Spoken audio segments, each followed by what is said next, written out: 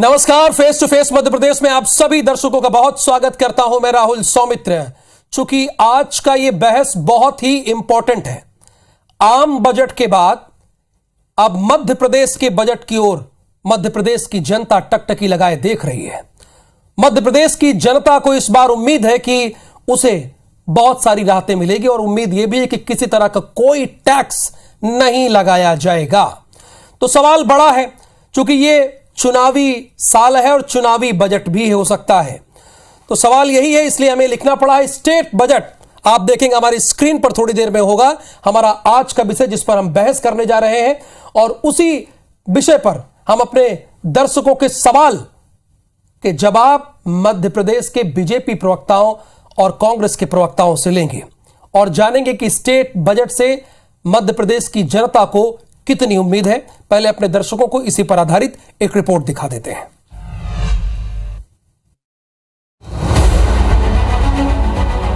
अब की बार मध्य प्रदेश का बजट 3 लाख करोड़ के पार।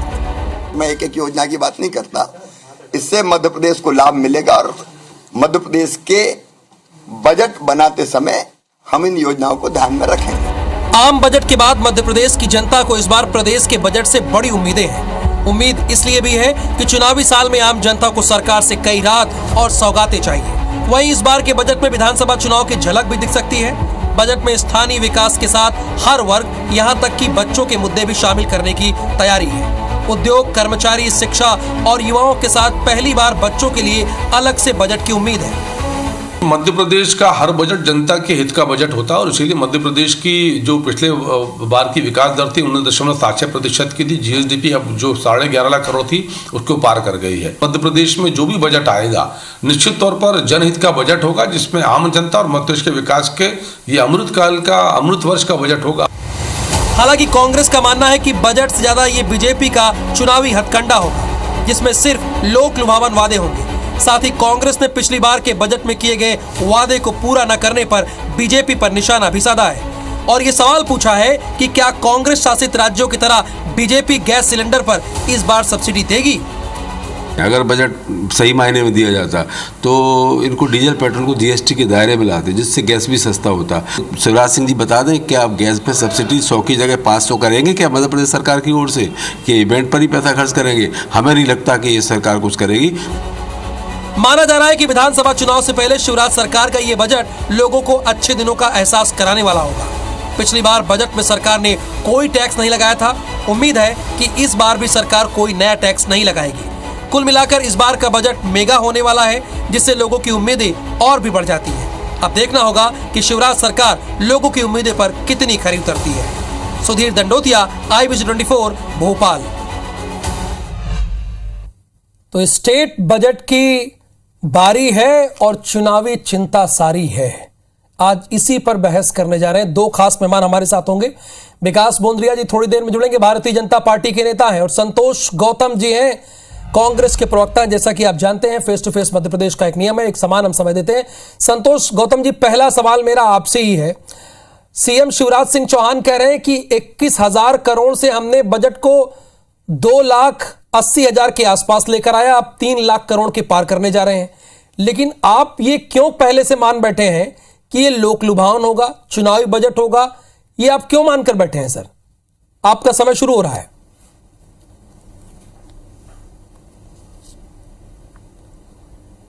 देखिए, शिवराज सिंह का जो अभी तक लोक व्यवहार रहा है वो किसी से छिपा नहीं है। वो हमेशा लोक लुभावन बातें करते हैं, झूठे वादे करते हैं और जुमले फेंकते हैं। आप सभी को पता है और कांग्रेस शुरू से आरोप लगाती आई है कि लगभग 21,000 घोषणाएं उन्होंने की जो आज तक पूरी नहीं हुई हैं और कांग्रेस ने तो इसकी पहले से भी फहरिस्तें भी जारी कर रखी कई बार। तो शिवराज सिंह चौहान का जो पूरा जो नेचर है, जो उनकी प्रकृति है, वो झूठ बोलने की है, किसी से छिपी हुई नहीं है। मध्य प्रदेश आज देखिए कि विकास के इंडेक्स पर कहां खड़ा है। बीमारू राज्यों की तुलना में उसकी होती है, झारखंड और बिहार से उसकी तुलना होती है। भुखमरी में मध्य प्रदेश नंबर 1 है, अपराधों में नंबर 1 है। किसी भी प्रकार से मध्य प्रदेश को हम जो विकसित राज्य है उनकी श्रेणी में नहीं पाते हैं। तो मैं समझता हूं कि मध्य प्रदेश के इस पिछड़ेपन का जिम्मेदार वो मुख्यमंत्री है जो 18 वर्षों तक माफियाओं का संरक्षक बनकर मध्य प्रदेश में विभिन्न प्रकार के अपराधों को संरक्षण देता रहा। लेकिन मध्य प्रदेश के विकास के लिए कोई योजना ठोस अगर बनती तो यहां से प्रतिभाओं का पलायन न होता, इतने लोग बेरोजगार न होते, मध्य प्रदेश कुपोषण का शिकार न होता, यहाँ की गरीबी दूर होती। लेकिन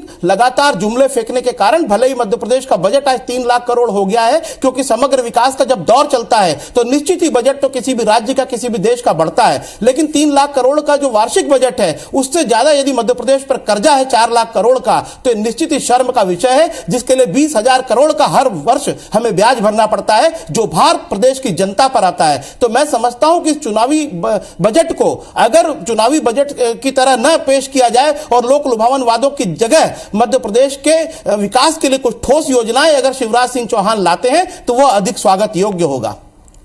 बिल्कुल, लेकिन आप ये कैसे कह रहे हैं कि मध्य प्रदेश बीमारी राज्यों की श्रेणी में है, बीमारी राज्यों की श्रेणी में खड़ा हुआ है?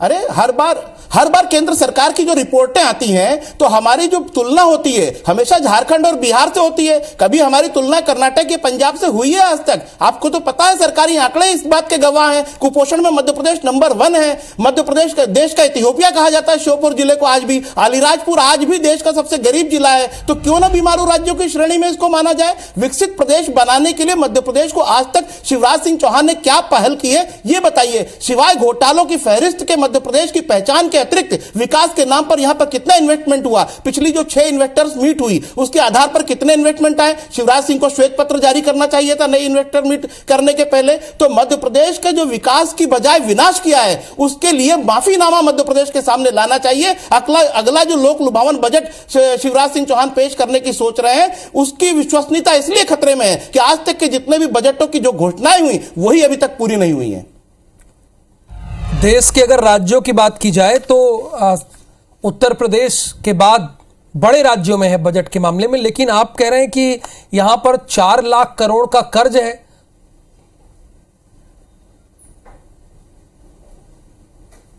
संतोष जी, तो निश्चित रूप से 4 लाख करोड़ का कर्ज है, मैं थोड़ी कह रहा हूं, तो आंकड़े कह रहे हैं 3,86,000 करोड़ के आसपास का कर्ज है, जिसके लिए हमको 20,000 करोड़ से अधिक का ब्याज भुगतना पड़ता है प्रतिवर्ष। मैं नहीं कह रहा हूं, तो सरकारी आंकड़े हैं और शिवराज सिंह को भी पता है कि 4 लाख करोड़ का यदि कर्ज मध्य प्रदेश पर है और लगातार वो कर्ज लेने से चूकते नहीं है। चारवाक की वो प्रसिद्ध कहावत आपने सुनी होगी, ऋणम कृत्वा घृतम पिबेत। तो ये ऋण लेके भी घी पीने में और भारतीय जनता पार्टी के प्रचार में संलग्न रहते हैं। जनता की समस्याओं से, जनता के हित से इनको कोई लेना देना नहीं है। आज जो भी विकास यात्रा निकाल रहे कायदे से वो विकास यात्रा है, तो विकास यात्रा जो संतोष जी, चूंकि ये तो किसी पार्टी का नहीं, तो सरकार का बजट होता है, मध्य प्रदेश सरकार का, तो कांग्रेस को कोई उम्मीद है इस बजट से? तो कोई उम्मीद इसलिए हमको बिल्कुल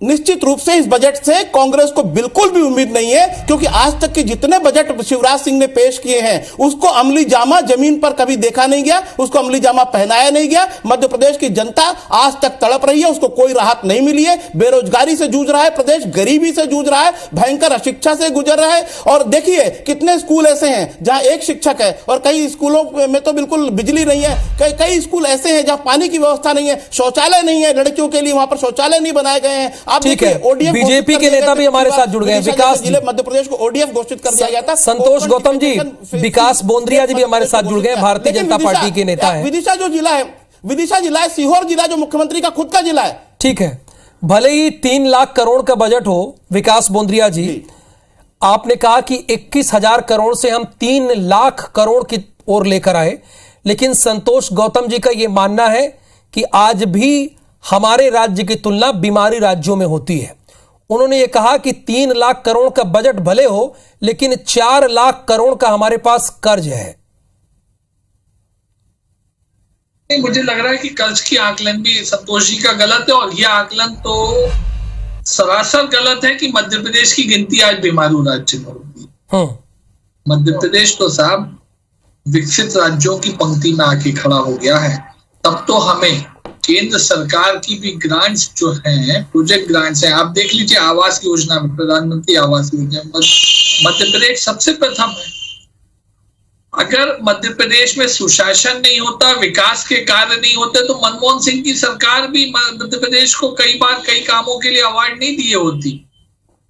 बड़ा स्पेसिफिकली मैं बताऊं, मध्य प्रदेश में बजट का उपयोग अधोसंरचनाओं को विकास करने के लिए, मानव संसाधन के लिए विकास के लिए किया गया है, और इसके परिणाम स्वरूप ही हम ये पा रहे हैं कि मध्य प्रदेश के जो छात्र छात्राएं अच्छे कॉलेजों में प्रवेश कर रहे हैं, वो राष्ट्रीय स्तर के हो, अंतर्राष्ट्रीय स्तर के हो। मध्य प्रदेश में शिक्षा के क्षेत्र में बजट की बढ़ोतरी के साथ में यकीनन आज हम 5 से 7% से भी ज्यादा बजट शिक्षा पे खर्च कर पा रहे हैं। तो इसका फायदा ये हुआ कि हमारे स्कूल कॉलेज देख लें आप, सब बेहतर हुए। यहाँ तक कि मेडिकल एजुकेशन, जो कि सबसे कमतर वाला एजुकेशन का क्षेत्र था, उसमें हम बढ़ोतरी पाए हैं।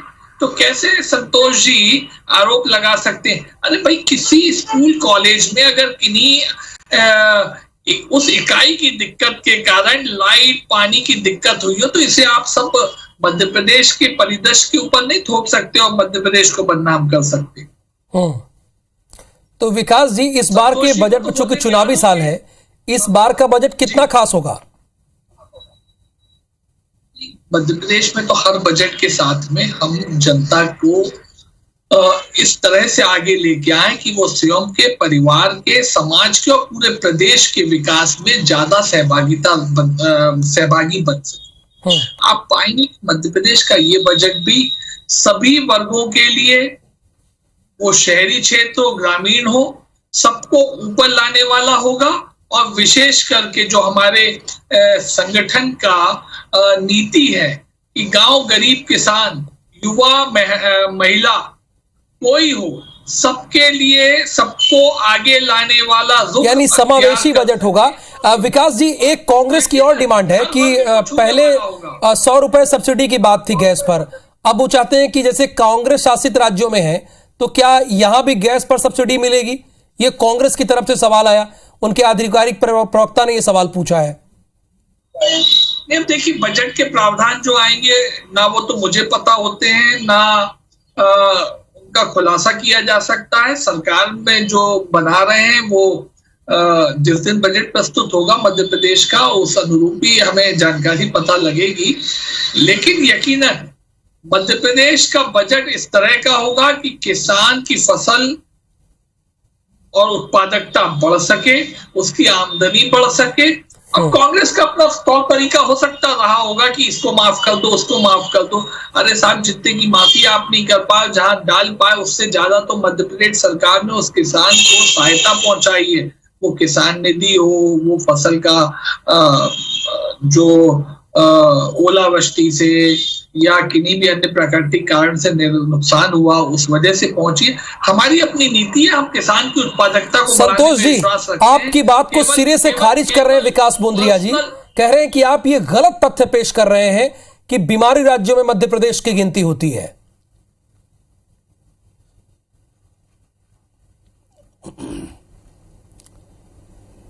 देखिए, मैं एक बात स्पष्ट कर दूं कि विकास बोंद्रिया जी तो अपना काम कर रहे हैं, उनकी पार्टी के प्रवक्ता हैं, उनको ये बोलना ही पड़ेगा। लेकिन मेरा ये कहना है कि किसानों को जिस प्रकार से फसल का उनको मुआवजा मिलना चाहिए था, मिला क्या? कि विकास बोंद्रिया जी बताएं, मैं खुद एक किसान हूं, मेरे खाते में तो आज तक उसका पैसा आया नहीं मुआवजे का। दूसरा, मैं एक और चीज बताना चाहता हूं कि जिस प्रकार से किसान आत्महत्याएं रुकने का नाम नहीं ले रही, आप जगह जगह तस्वीरें दे रहे हैं कि देख रहे हैं कि पेड़ों से लटक कर किसान यहाँ पे जान दे रहे हैं। और शिवराज सिंह चौहान ने कहा था कि 2022 में किसानों की आय दोगुनी कर देंगे, तो दोगुनी क्या, उनको लागत मूल्य का पैसा नहीं मिल पा रहा है। उन्होंने कहा था कि गेहूं के बजाय मैं मिट्टी को 2100 रुपए क्विंटल बिकवा दूंगा, तो आज तक अगर गेहूं 2100 विकास जी, जाए तो मिट्टी तो संतोष गौतम की भले ही कांग्रेस के प्रवक्ता हो, लेकिन वो कह रहे हैं कि वो किसान भी हैं और सरकार की कोई योजना तो उन तक तो पहुंची नहीं। बिजली के खंभों पर चढ़। एक बात बताइए, कांग्रेस के नेताओं के खाते में किसान सम्मान निधि की राशि पहुंची, उन्हें प्राकृतिक आपदा से जो फसल नष्ट हुई उसका क्लेम का भुगतान उन्हें हुआ, उन्हें कृषि जो अपना फसली ऋण दिया जाता है उसके ऊपर जो 0% का ऋण प्राप्त होता है, ब्याज मध्य प्रदेश की सरकार भरती है, उसका पूरा एडवांटेज वो उठा रहे हैं। पॉली हाउस हो, कृषि यंत्र हो, उनको खरीदने के लिए सोलर एनर्जी, सोलर पावर के लिए जो पंप चलाने के लिए उपलब्ध है, उसकी सब्सिडी संतोष भाई और उनके पार्टी के नेताओं के खाते में जमा हो रही, संतोष भाई को नहीं दिखती। संतोष भाई को ये नहीं दिखता कि फसल का उपार्जन मंडी हो या अन्य खरीदी सेंटर हो, ऐसे 4,500 सेंटरों पे किया जा रहा है। चना हो, गेहूं हो, सोयाबीन हो, अन्य अनेक फसलें किस शहर के किसानों बड़े हुए समर्थन मूल्य पे खरीदी जा रही। संतोष भाई, आप किसान है तो आपने बेची या नहीं बेची? ये झूठ बोल देना बैठे बैठे मैं समझता हूं कि बहुत आसान काम होता है, लेकिन तथ्यों के साथ बात करिए आप। नहीं, एक बात बताइए ना, आपने आप तथ्यों के साथ बात करिए। किसान आज परेशान है, खाद बीज की लाइनें लंबी लंबी लग रही है, आंगनवाड़ी के लोग परेशान है, आपके विरुद्ध आंदोलन कर रहे हैं। तो आंगनवाड़ी के क्यों लोग आंदोलन कर रहे हैं? किसान क्यों परेशान है? किसानों को लाइनों में क्यों लगना पड़ रहा है? क्यों कालाबाजारी हो रही है खाद और बीज की? क्यों आप लोग उपलब्ध नहीं कर पा रहे हैं? ये मैं नहीं कह रहा हूं, अखबार कह रहे हैं, मीडिया जगत कह रहा है। देखिए, 8 लाख टन से ज्यादा की खपत रासायनिक खादों की हमारे यहाँ हो गई। संतोष भाई सुनिएगा, फिगर बोल रहा हूं मैं, तो कहां गया?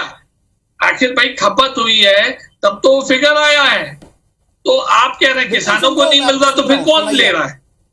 दूसरे के तो काम का है नहीं है। यूरिया किसके काम का है? तो मुझे लगता है ऐसा मनगढ़ंत आरोप लगाना है। आपका यूरिया ब्लैक में बिक रहा है, बीज जो है वो किसानों को आसानी से उपलब्ध नहीं हो रहा है। संतोष जी, चूंकि एक चीज मैं आपसे जानना चाहूंगा, चूंकि अभी तो बजट आया नहीं, लेकिन मैं ये आपसे समझना चाहता हूं कि आप ये किस आधार पर कह रहे हैं कि ये चुनावी बजट होगा, ये लोक लुभावन बजट होगा और इस बजट से आपको कोई उम्मीद नहीं है? बड़ी स्वाभाविक बात है संतोष जी, कोई बीजेपी तो बजट पेश नहीं करी, मध्य प्रदेश की सरकार पेश कर रही है, तो आपको इतना विश्वास क्यों है? देखिए, मैं बिल्कुल, बहुत अच्छी बात कही है। इतना विश्वास इसलिए है क्योंकि इनका पुराना इतिहास रहा है झूठ बोलने का। मध्य प्रदेश की सरकार ये जरूर है, लेकिन भारतीय जनता पार्टी की सरकार है, ये कमलनाथ की सरकार नहीं है जो वचनों को पूरा करे। और शिवराज सिंह की सरकार ने आज तक कितने वादे पूरे किए हैं ये पूरा प्रदेश जानता है। पिछली बार 2018 में इसीलिए ये लोग हटे थे क्योंकि इनके वादे इन्होंने पूरे नहीं किए। तो आज की तारीख में जब ये साम दाम दंड भेद से पुनः सत्ता पर काबिज हो गए हैं, तो इनकी पुरानी आदतें सुधरी नहीं है। झूठ बोलने की आदत प्रधानमंत्री से लेकर यहां तक है। 2 करोड़ रोजगार के वादे देख लीजिए, 15 लाख हर खाते में आने के वादे देख लीजिए, चाहे शिवराज सिंह के वादे देख लीजिए कि हर किसान की आय दुगनी होगी, हर किसी के पास अपना मकान होगा। तो इनकी जो झूठ बोलने की आदत है उसी के कारण मैं ये बात कह रहा हूं, इनके पुराने ट्रैक रिकॉर्ड को देखते हुए अपनी बात कह रहा हूं। विकास भाई, आपके अब आप देखिए, आप एक विपक्ष का धर्म अदा कर रहे हैं, प्रतिपक्ष का धर्म अदा करिए। जो चीजें बेहतर हुई है उसमें क्या कमतर है उसको बताइए। आप तो सरासर हर चीज को खारिज करते जा रहे हैं। एक बात बताइए, आप अच्छी सड़क पे आप चल रहे हैं संतोष भाई, बुंदेलखंड से आप भोपाल तक आते हैं, बढ़िया सड़क पे आ जा रहे हैं, 3 घंटे में आते हैं आप सागर से भोपाल।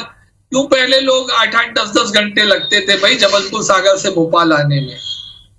अब आप मेरी बात सुनिएगा, आपने जो बात कही कि भारतीय जनता पार्टी लोग, अच्छा एक बात बताइए, लोग एक फाइनल स्टेटमेंट पे आते हैं सर, निष्कर्ष पर 20-20 सेकंड में, चूंकि चुनावी साल है विकास बोंद्रिया जी, ये बजट कितना खास होगा? विकास जी, पहला सवाल मेरा आपसे, ये 20 सेकंड है सर, फाइनल कमेंट विकास जी। यकीनन जब चुनावी साल होता है तो बहुत अल्प मकसद के भी उसमें इश्यूज रखे जाते हैं। दीर्घकालीन मध्य प्रदेश को लाभ हो, लेकिन चूंकि चुनाव है और यकीनन हम जनता से ज्यादा जुड़ना चाहेंगे, तो हम चाहेंगे कि जो शॉर्ट टर्म में एडवांटेजेस हम जनता को दे सके हम उसको भी लाएं। और मुझे लगता है कि भारतीय जनता पार्टी की यही इच्छा है कि भारतीय जनता पार्टी की सरकार को इस ढंग का बजट प्रस्तुत करना चाहिए।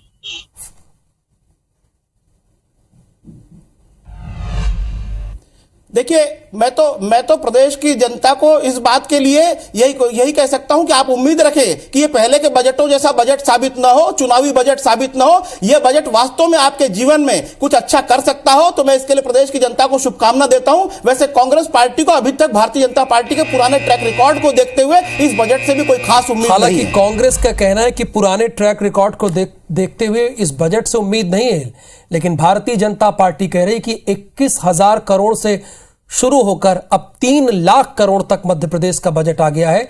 यानी हम समावेशी विकास करेंगे, सबको साथ लेकर चलने वाला एक बजट लाएंगे। बहुत शुक्रिया विकास बोंद्रिया जी इस बहस में हिस्सा लेने के लिए। संतोष गौतम जी आपका भी धन्यवाद। Face to face Madhya Pradesh की आज की इस बहस में इतना ही। मुझे दीजिए अनुमति, नमस्कार।